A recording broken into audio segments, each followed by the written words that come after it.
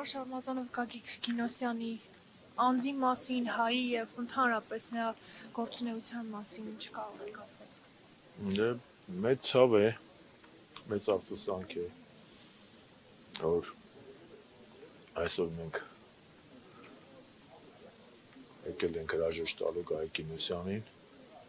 Իհարկե ծանոթացել եմ 2001 թվականին, ապրիլի 27-ին, Լեռնահայաստանի օրը, հենց Նժդեհի հետ կապված։ Եվ այնուհետև մեր մտերմությունը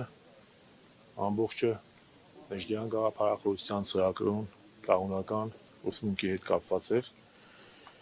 եւ չգիտեմ օրինաչափություններ թե պատահականություն վերջին անգամ էլ հանդիպեցինք 5-շաբթի օրը պատահական ինքը եկել էր հանրապետական կուսակցություն հանդիպեցինք եկել էր գրականություն տանելու ասես ինչ կա գաղ ես եկել ասեց ջան դե պետք է կամ ինչ անեմ եկել եմ Հայկ Ասատյանի Գարեգին Նժդեհի ազգայնական գրականություն տանեմ մի քիչ կարդամ նոր բաներ լավ տված կան մեր Լալայա Մուշեղի մոտ էր եկել տենց 5-շաբթի օր նստեց հանդիպեցինք զրուցեցինք ես կուսակցության մոտ պատահական այսինքն Նժդեհով ծանոթացանք Նժդեհով հրաժեշտ տվինք ինքը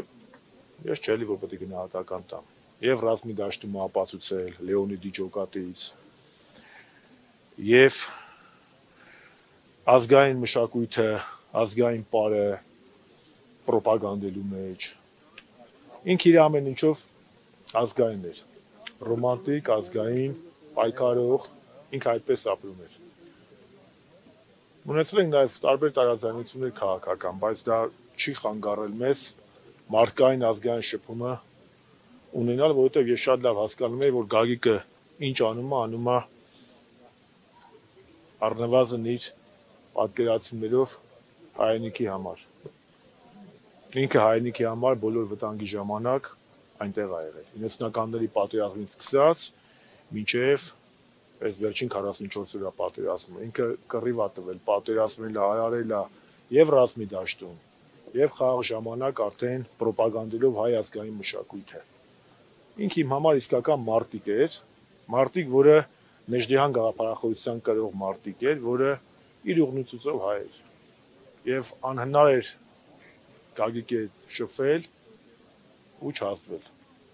լավ իմաստով չհասցվել ինչ ասեմ Աստված իր հոգին լուսավորի հազար ափսոս մխիթարանքը սենա որ 5 օր առաջ հանդիպել ենք զրուցել ենք